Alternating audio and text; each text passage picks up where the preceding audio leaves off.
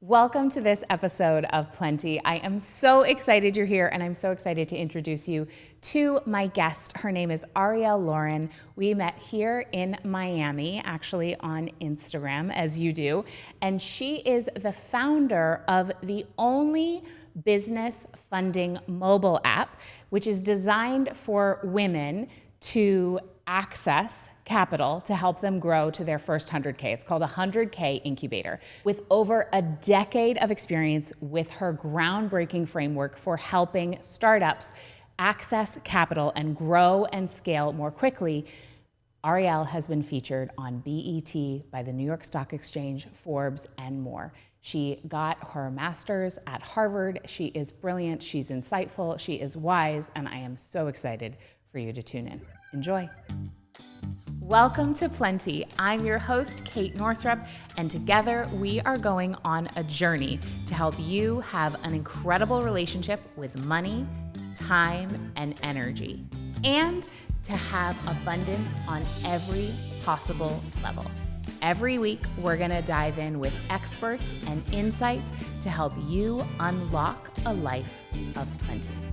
Let's go fill our cups. Hey, welcome. Hi. Thank you for being here. Thank you for having me. Okay, so something happened. I know you know this story, but something happened with you that was a huge moment for me when you actually asked me to come be interviewed for a series you were doing around women and capital. And you said to me something along the lines of, why do you think women don't go after funding, like any sort of capital sourcing for themselves, and why do women in general, and you could probably share the statistics on this, go for bootstrapping their businesses? And it was revelatory for me because as a women entrepreneur, it had never occurred to me to access capital other than using a little credit card debt here or there, or a line of credit from time to time, as needed. And so thank you for opening my own eyes up to the land of women and capital in a way that it never occurred to me. And I want to ask you that question back, which is, why do you think so many women entrepreneurs go the bootstrapping route instead of accessing capital to accelerate the growth of their businesses? You know what, that's a fantastic question. And I'm so glad that it had the impact that it did on you. I think honestly, it all goes back to programming. And so I feel like how we are programmed as entrepreneurs in general in this country, in the United States specifically, is that there's the whole bootstrapping story, but it's an incomplete story, right? And so oftentimes when people are looking in from the outside, they assume that an entrepreneur who is scaling is literally just doing it with their revenue and their cash flow. But oftentimes there are other layers financially that play into being able to scale at a faster pace. And so it's capital.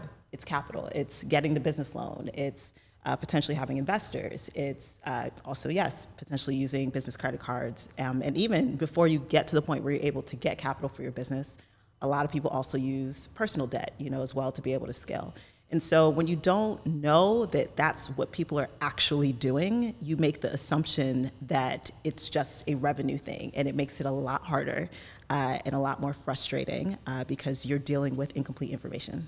And what happens to people emotionally when there's that gap between understanding what's actually happening behind the scenes and that the people scaling the fastest are accessing usually additional capital sources versus what it looks like in front of the scenes when you don't know, back of the house, and you think, well, there must be something wrong with me. So what's happening? What happens there for people? Can you unpack that a little bit? Well, yeah, you think you suck at entrepreneurship.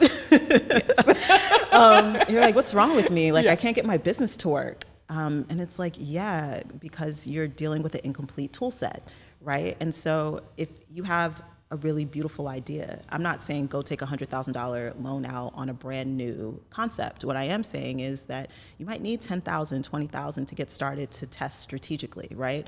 And when you have that first layer of capital to be able to actually test your idea, to see if it works, to see if you can make some money, the insights that you get, the data that you end up getting, if you know what to look for, ends up really being something that could potentially, change your outlook and change your life when it comes to your business.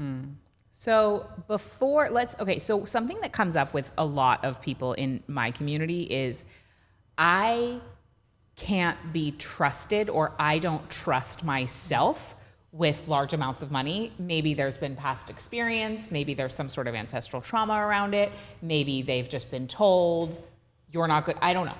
There's a lot of things. How do you work with people, or have in the past, around feeling like even $10,000 to $20,000, which, yes, in the grand scheme of funding is small, but for most people, $10,000 to $20,000, like just handing somebody a check, feels like a lot of money. So how do you work with people, or recommend that folks move through that feeling of like, I can't be trusted, and therefore I'm going to hold back because I'm afraid I'm going to blow it or fuck it up? Yeah. So number one, you have to have a plan, right? And so I think a lot of fear has the ability to expand because you don't have a plan and you don't feel secure in what you're actually doing, right?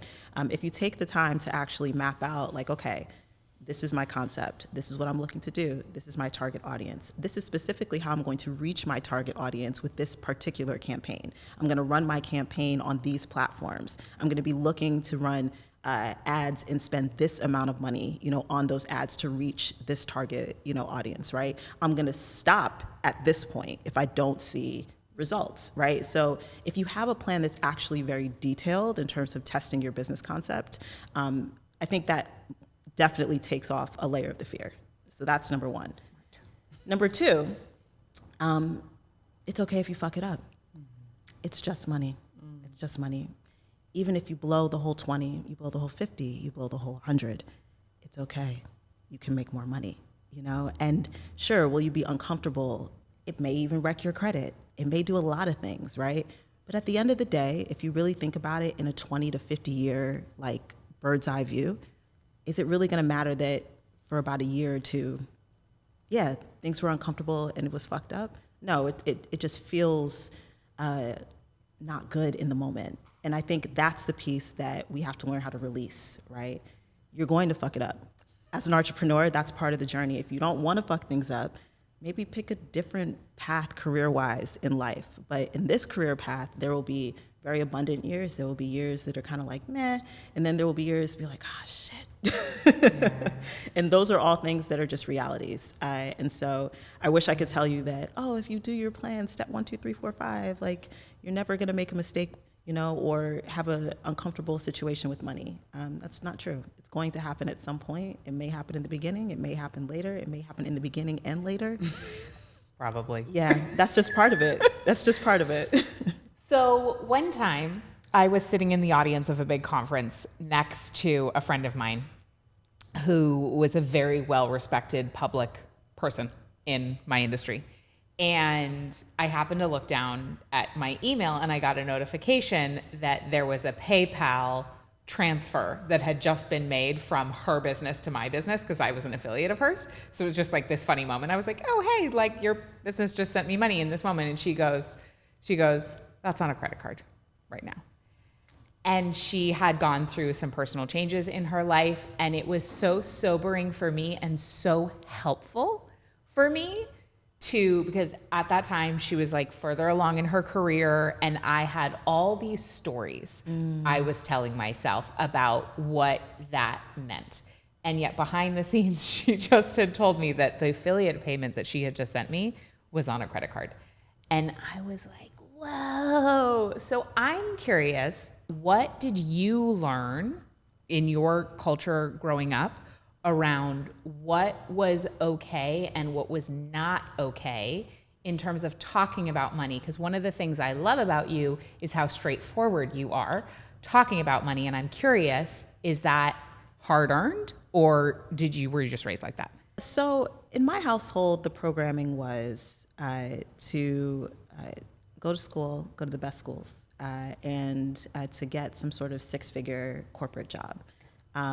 That was the programming, right? And so entrepreneurship, while both of my parents definitely have had entrepreneurial ventures, that wasn't like their primary source of income. Okay. And so oftentimes it was presented, I would say particularly by my father, as very risky, and not something to put all of your eggs in that particular basket. So a lot of my money work had to go around my programming that the only way I was going to be successful was if I got a corporate job. And so there were many years, I'd say the majority of my 20s, I spent like really having to reprogram myself to like know what's possible.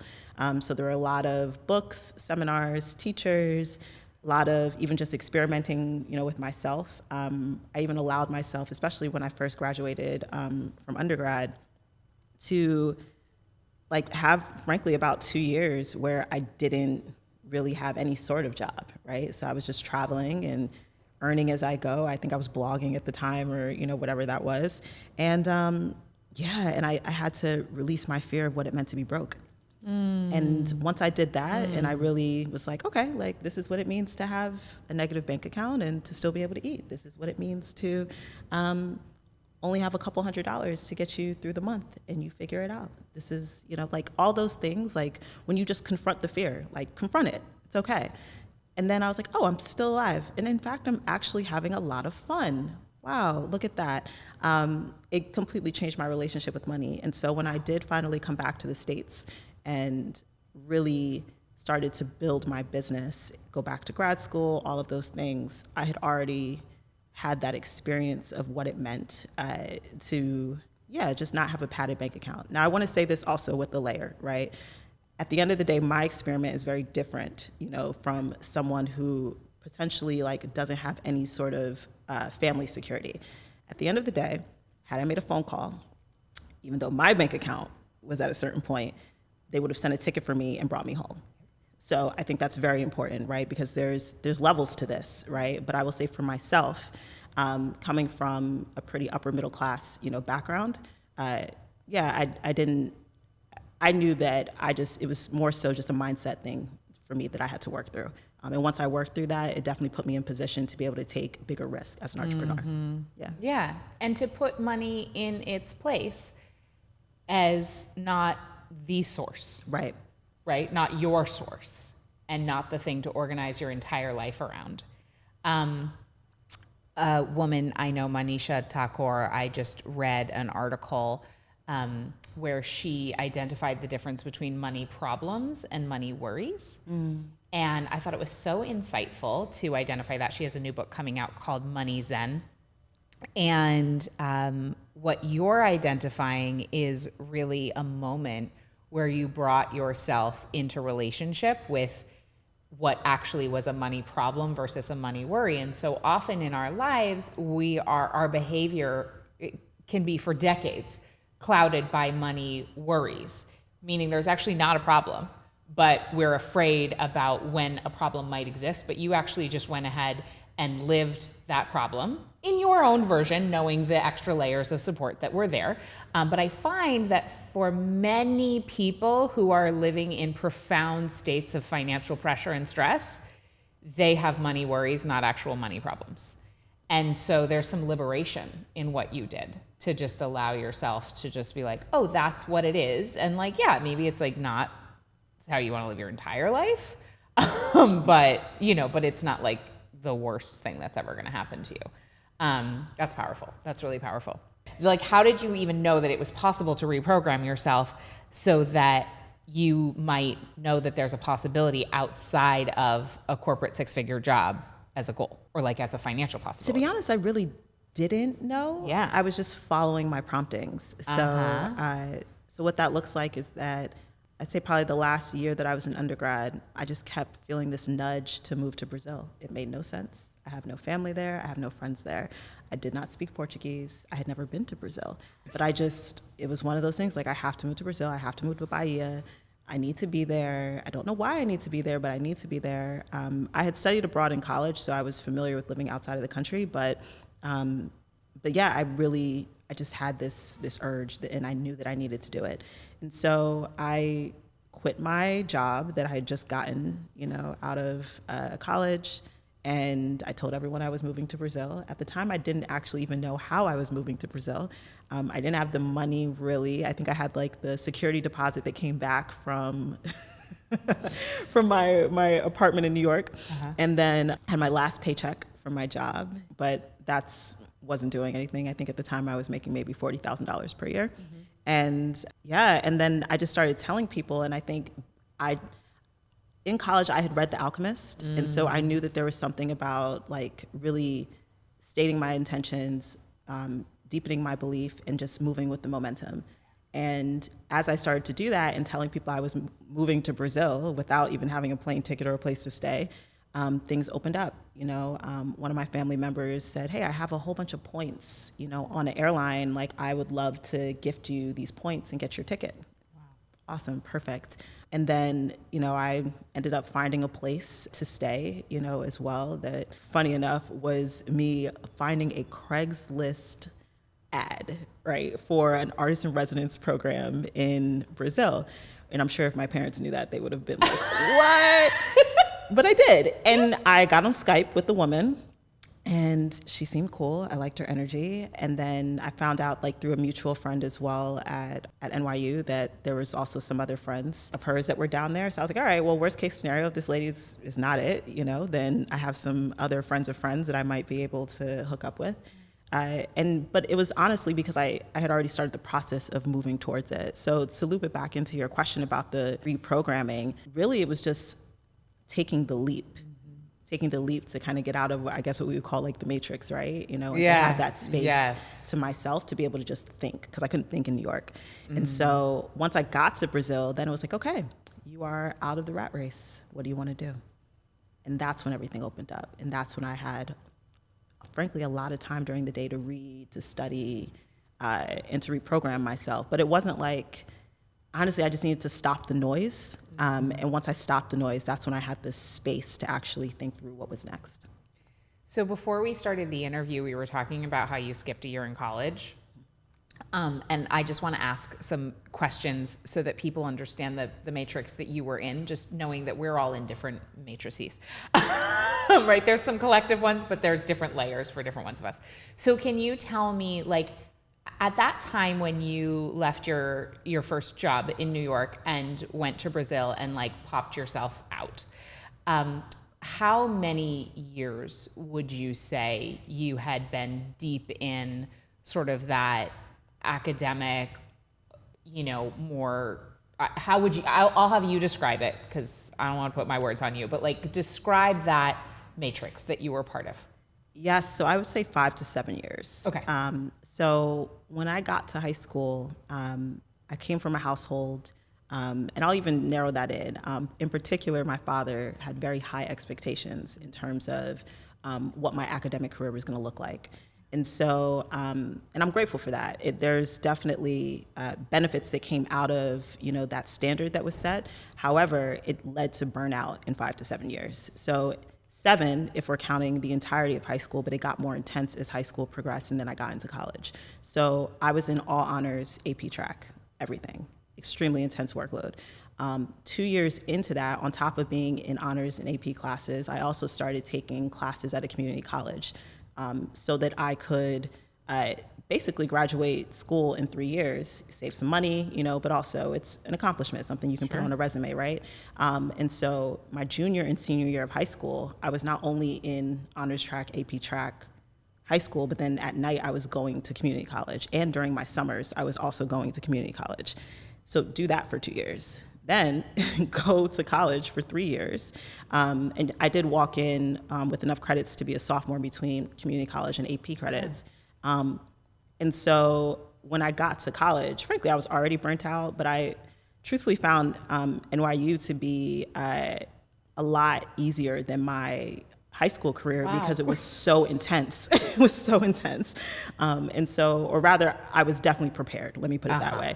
And so being at NYU, I was still in that cycle of feeling like I had to do the most though. And so instead of just being like, okay, I'm gonna, do a major and like kind of not coast, but just take a normal college experience. I'm like, you know what? Like, maybe I should go get an extra certificate at night, you know? And so I did, and I went and I got a certificate in producing, right? Because I Wow. wanted to learn film on top of, you know, my regular liberal arts studies, right? And I was interning and doing all the things that you usually do in New York.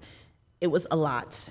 So 5 to 7 years of kind of nonstop intensity, day and night, to then graduate and to start working immediately. I was like, this is not it. I wasn't happy. I was in New York and it should have felt like I made it, and I had a, you know, apartment in the financial district with some roommates, but I was just like, I'm miserable and I don't want to be miserable. And I had, at least for a year, felt when I studied abroad and didn't actually have that same intensity of 2 programs at once, I felt what it was like to be at peace and to have a very different, balanced lifestyle. And so I knew that leaving the country was next for me. And that's when I was in that Brazil momentum, and then I eventually left. So How long after you got your first job out of school did you leave? maybe 11 months. I think I lasted about a year. Okay. And then how long were you in Brazil before you came back? About a year. Yeah, about a year. Then I came back, but then I shortly after moved to the Dominican Republic. So that was Okay. like, I would say probably I was out of the country for maybe about 2 years off and on. Okay. Yes, and then moved back and really got into school, and then, Okay. So then you went and got your MBA. yeah. Okay. What happened between leaving the Matrix and having all this time during the day to deprogram yourself and then deciding you were going to go to Harvard? Like you were like going to go like right back in. So I'll be honest, that was actually my father again. Okay. Because I didn't want to go to graduate school. Uh-huh. I had reached a point in my career where he, well, I would say where I was just like, I already went to NYU, like enough. Like I'm done. Like my resume looks great. Like I don't need to go to graduate school. I felt that very deeply. And he was just like, you know, you should really go get your master's.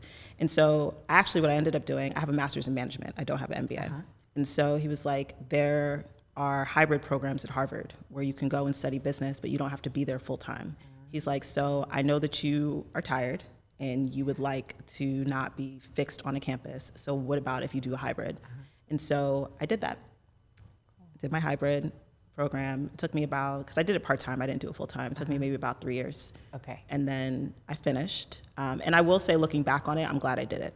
It ended up working out, but yeah, I definitely had real symptoms and experiences of burnout, for real. Yeah. And then, okay, so I know I'm just like asking you your linear story, but I'm very curious about it. Yeah. So at what point, like what then transpired where you became acquainted with this world of entrepreneurs and accessing capital?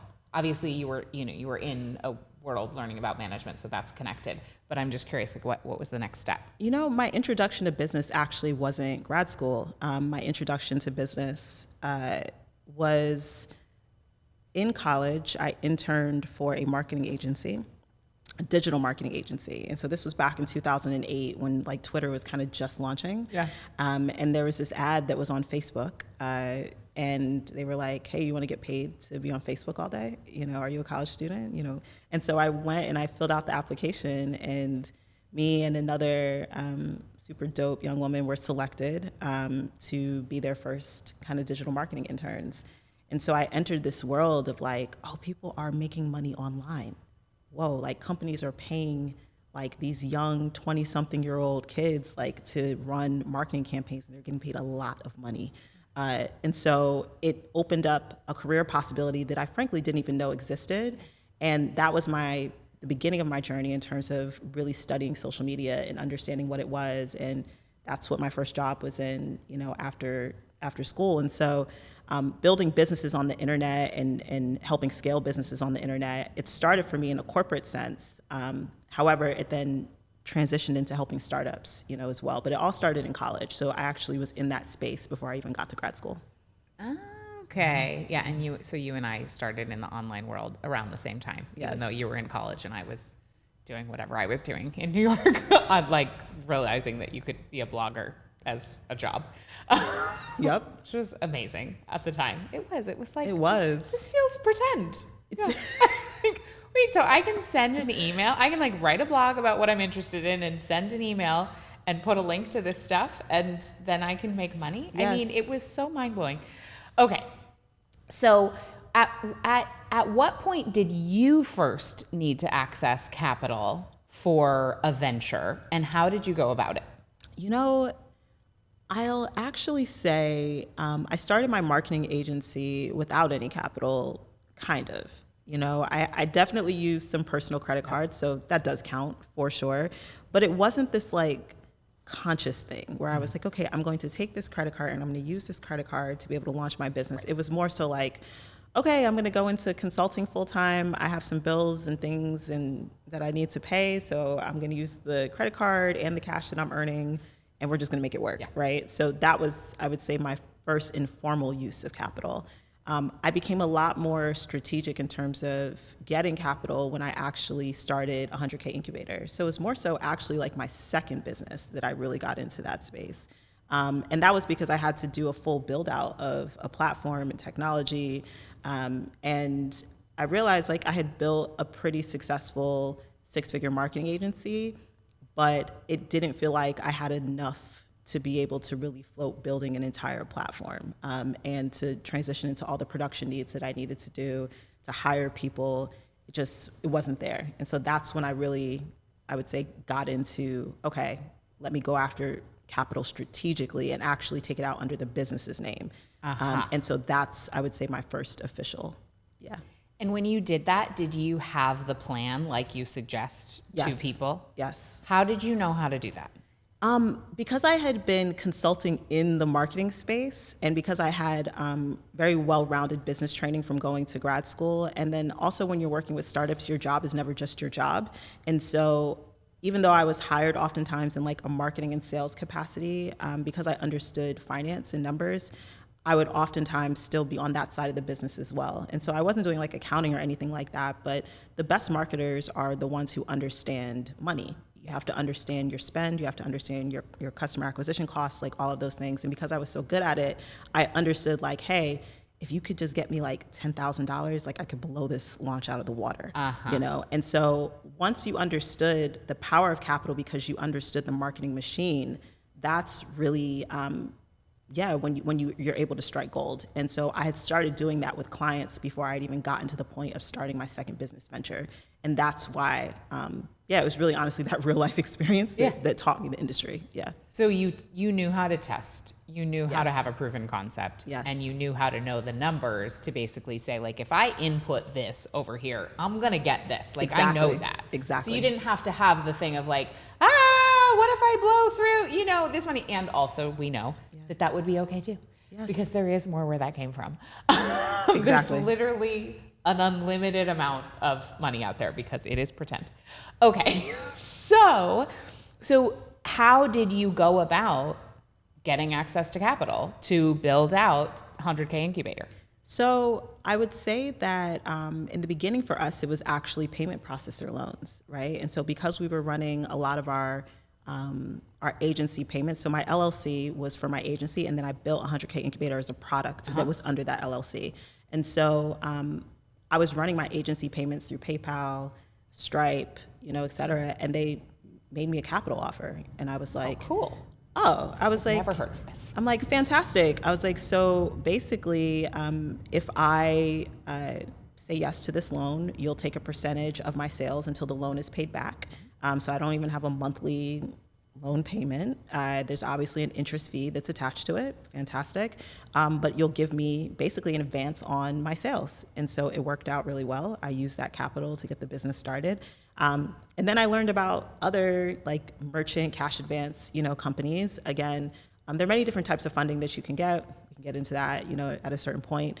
But for like quick turnaround, fast money, oftentimes merchant cash advances, while their interest fees are definitely a lot higher than like if you go through a traditional bank or if you go through like the SBA and the government, it's fast money, and I wanted to move fast. And so I didn't want to wait 3 months to get approved for an SBA loan. I wasn't really trying to do that.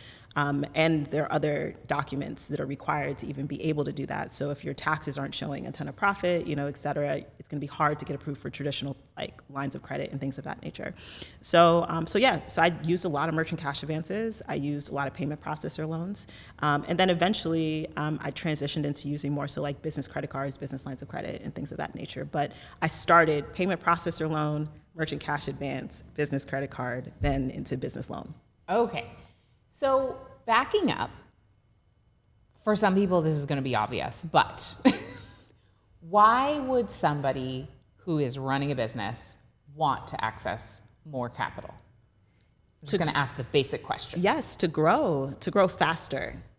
I think that's the key. So I wanted to launch the platform and I wanted to be able to scale fast. I didn't want to have to do little by little, like, okay, we're bringing this amount, so we'll take 10% of what we're earning and we'll reinvest it back into, growth strategies. I knew, especially kind of being the expert in the field that I'm in, like I knew what I was doing. And so I just needed the capital. And so when you get to a point where you understand how your systems work and you understand how to get customers, it just becomes a money problem. Yeah. That's it. Like I just have to go get more money. And so once you know how to get more money, you just go get more money. And that's what it is. So, yeah. I love that. Okay. So what are the different, so if somebody is listening and they do have a good plan and they do know their industry and they do know that they have a tested product and they do want to grow faster, what are their options for getting capital? You already shared some of them from your own story, but what else is there? And like, how do we know? Obviously you have an entire business around this, so like, just share what we want to share. But like, where does somebody get started? What should they be, what are some of the questions they might want to be asking themselves to determine which capital sources are the best for them? Yeah, so I'll give you guys the blueprint. So at 100K Incubator, we break funding down into 3 levels and it's based off of revenue, right? So if you're earning under $3,000 per month, and that could be zero, like if you're earning under $3,000 per month, we recommend a couple of different types of capital, but they're mostly linked more so to your personal income. So you can probably get approved for a business credit card, even if you're just starting out, because they're also looking at your personal credit worthiness, and they'll approve you based off of that for the most part, so long as you have some personal income to also back it up, right? But you will be a guarantor on that card. So even though it might not fall under, like it might not show up on your personal credit report, if something goes wrong, you will still be held liable. So you can usually get approved for business credit cards like that. Also, you can definitely go after a personal loan, which would be under your personal credit report. Again, that's based off of your personal income. You can go after a home equity line of credit or a home equity loan, which is going to be using your home or a piece of real estate that you have as collateral. Great interest rates on that, but obviously you have to own a piece of property to make that happen. Or you could also do crowdfunding, and that's reward-based, debt-based, equity-based, and that's like all the campaigns that you see where people are raising money for the different business ventures that they're part of. That's crowdfunding. So those are usually your options when you're earning under $3,000 per month. And I know a lot of people are like, well, why does it have to be on my personal credit report for some of those options? Well, your business isn't making any money, so somebody has to guarantee that, right? So usually you end up in some capacity being your first investor. It's just what it is. Okay. Let's say you get past that $3,000 per month kind of space. So then that's when you hit level 2, and that's when really the world opens up. So that's when you can go after your business lines of credit, your business loans, even the payment processor loans that I was just speaking about, whether that's, depending on who your payment processor is, PayPal, Stripe, I think, there are a bunch of them. Mm-hmm. So Square. They often have capital programs, right? But you have to be generating revenue through their payment processor for them to even offer that to you. Also, you can go after government-backed loans. So that can be with the SBA or CDFIs, community development, financial institutions that, lend to small businesses, right? But again, you have to be able to show that you're a business and you're generating revenue, and usually that's required. It's not to say they don't do some startup approvals, but usually they like to see some sort of income that's already coming into your business for them to approve you, or you need to have a solid personal income to back up the loan. Mm-hmm. Okay. So you have a lot more business-oriented options around that. And I'd even say like a lot of pitch competitions we talk about. Mm-hmm. A lot of people will be like, oh, but I can't just pitch if I have an idea. You can, but if someone comes in who has an actual functioning business, you have some pretty heavy competition. And so we always say, like, once you tip into that level 2 kind of threshold, things get a lot more open for you, right? Then that brings me to level 3. And level 3 is like when you kind of hit that 6-figure mark in your business, right? So you're earning at least $9,000 per month in your company. Okay, so that's usually when you can start looking at angel investors. You can start looking at, just more of that investor equity-based world. And again, it doesn't mean that there aren't exceptions to the rule. There are some angel investors who are like, I just like your idea and I want to invest. But oftentimes, most angel investors want to see some sort of traction, right? And so if you can show like, no, I'm on track to do at least 6 figures, maybe I'm even far ahead of that, that's very interesting to them. So we always say that level 3 is great when you're trying to get into that investor space because you have some proof of concept and you're showing that you're already on that 6-figure, process. So those are the 3 different levels of funding that we teach. And if you can kind of figure out where you are in that, then you have a much stronger likelihood of getting approved for the capital that you need. Amazing. So let's say you're in, I feel like with level 1 and level 2, that feels pretty clear, but like, level 3, let's say, how would somebody find an angel investor? Yeah, you know what? Where are these people? There's no blueprint for that. Yeah. A lot of it's relationships, right? And so you have to be around people who have a certain net worth. It doesn't mean they have to be filthy rich. It's not that, but they have to have disposable income that they're looking to invest beyond what they're doing with, maybe their 401ks, their IRAs, their stock portfolios, et cetera. They're looking to take investments that might be quote unquote more risky, but also might generate a much larger, return. So you have to be in that circle.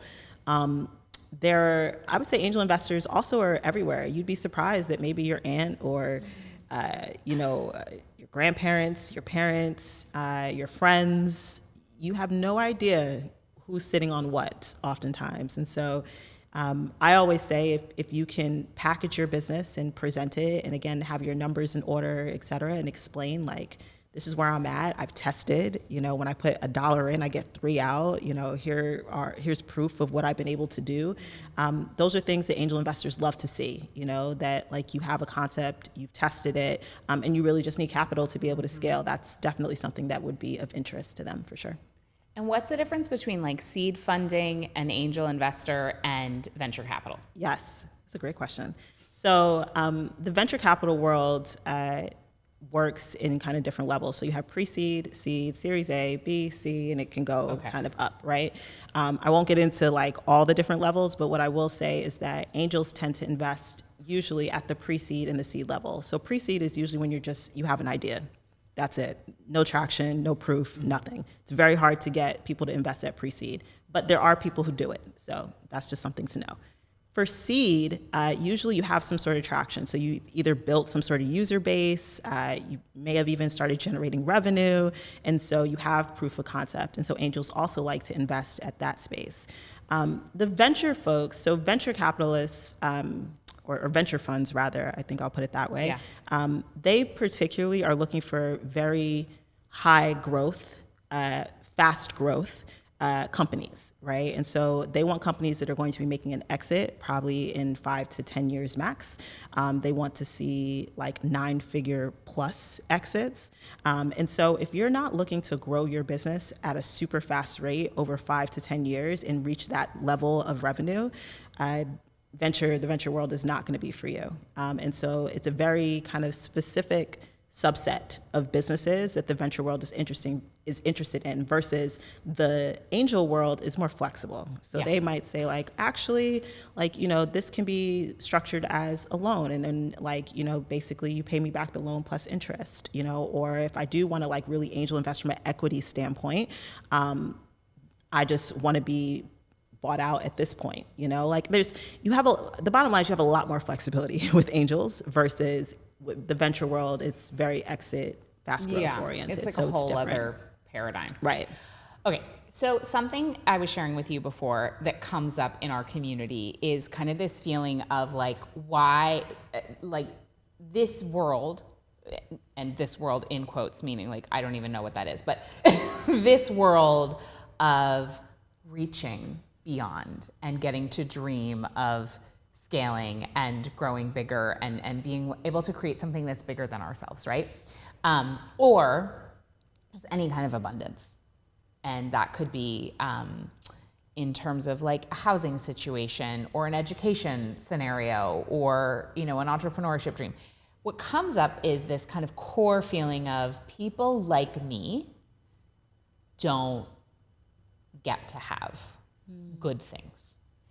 And I'm wondering, to what degree do you see that feeling or that belief holding people back, especially women, from going for it in terms of accessing funding? And has that ever happened with you? And then third, like, what do you do about it? Yeah, so I can't say that on a personal level I ever had the belief that I wasn't worthy of capital. How great. Yeah, that didn't. It's so awesome. It just wasn't part of my programming. Yeah, totally. I was like, no, I can get a loan. Why not? I can get a credit card. Why not? There was no barrier there for me. However, I've definitely worked with a lot of women that barrier was there. And so I'll say that when I started 100K Incubator, the reason why it's even called 100K Incubator is because I was targeting women who were earning less than $100,000 in their businesses. I wanted to help them hit their first figures. Yep. I wanted to help them hit their first six figures, by getting capital and scaling faster than probably what they would be able to do if they just did it through revenue, right? So when you're working with that particular demographic of women, a lot of stuff comes up because they're very new in their businesses. They're in a very early stage in their businesses. Versus a lot of the private consulting work that I do is usually with entrepreneurs who are already in that multiple 6-figure, 7-figure, 8-figure kind of space. And they've already figured out what capital is, right? So now it's just about, well, what type of capital do I need to go after and how do I do this more strategically to be able to scale a lot faster? So 2 different subsets. However, what I'll say at the end of the day is what we said earlier. It's just money, and really it's about how fast do you want to move. I don't think that worthiness should be attached to a loan or a credit card or a grant or an investment. It's just money. And I think at the end of the day, it comes down to speed and it comes down to ease, right? If you want to be in the hustle of bootstrapping and having to figure out okay, all right, we're going to take this percentage and reinvest it back into the business and we're going to scale at this rate because we're only going to be working with our own cash flow, more power to you. That's absolutely fine. There's some people that's probably what's best for their nervous system. There are other people who are just I want to sit in more cushion. I would like to have access to more money than I quote unquote might need. And I want to be able to move faster. And so if you know that that's you and you're open to having more money to be able to build out your dream, and to be able to test things and to scale concepts, then I would say go after the capital. And that's really, at the end of the day, all of what it comes down to. Mm-hmm. I love listening to you talk about this because I realized through knowing you, I would have identified myself as a bootstrapper.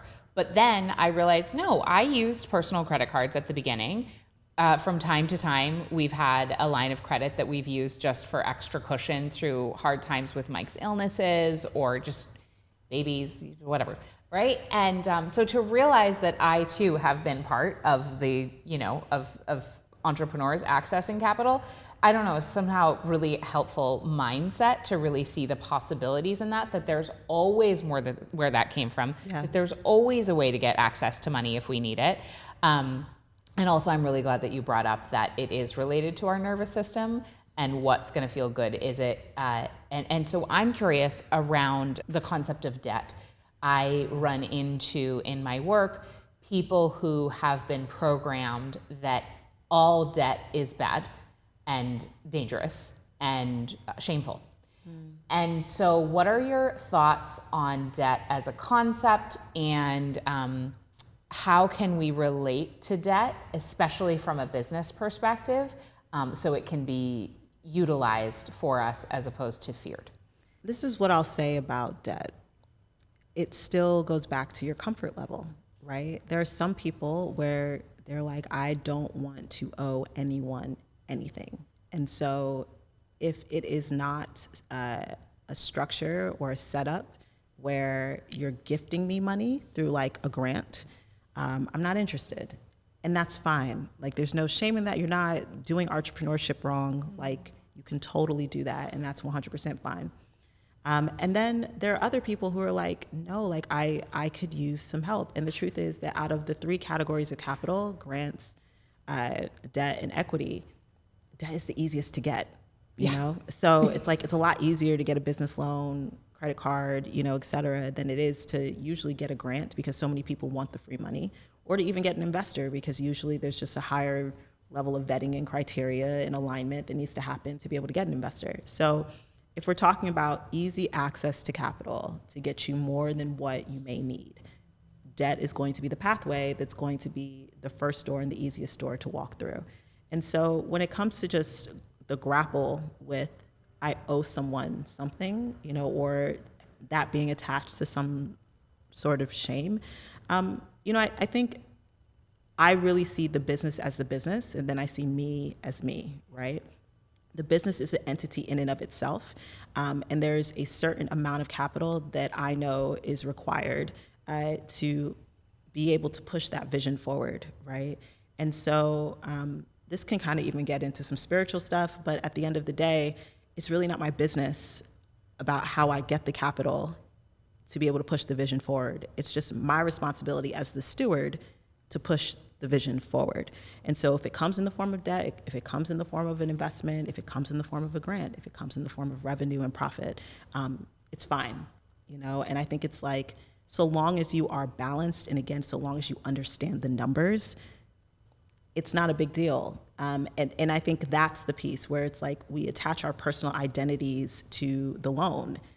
The loan has nothing to do with your personal identity. You are who you are, regardless of any money. And so if you can get clear about that and really stand in your own power and know who you are, regardless of what's happening in your business, or, you know, what funding you're receiving or what funding type you're receiving, you're going to be in a much healthier place. And that's really, I think, what the focus needs to be on. Okay, so as we wrap up here, I would like to know if you could go back in time and tell your, you know, let's say like 20, well, you probably graduated at 21 or maybe even 20. So to go tell your young ass self something about like a piece of money wisdom that you could go back in time and deliver to your young self, just going out into the world, making your own money really in fullness for the first time, what would you want to tell yourself? I would tell myself not to attach my identity to money. You are who you are. You are who you are. You're great because you are. And there will be very abundant years. There will be years that are tighter. There will be years where, yes, you're going to have a lot of debt, you know, in the business. And there will be years where not so much, you know. There will be years that are very cash abundant. There will be years that are not. But at the end of the day, you're still doing the work. You're still on the path that you were put here to be on. And so if you are committed to the path and you're committed to doing the work, then everything else that's happening around you in terms of the money is not really that important. Of course, it impacts your lifestyle, and those are all wonderful things, you know, but it really just all comes back to the vision and the work. And the work that I do, that I've been privileged to do, is something that I wouldn't trade for anything. And so bring on more capital. And that's what it is. Bring on more capital. Yeah. And finally, what does the word plenty make you think of? How does it make you feel? What does it mean to you? Plenty feels like more than enough.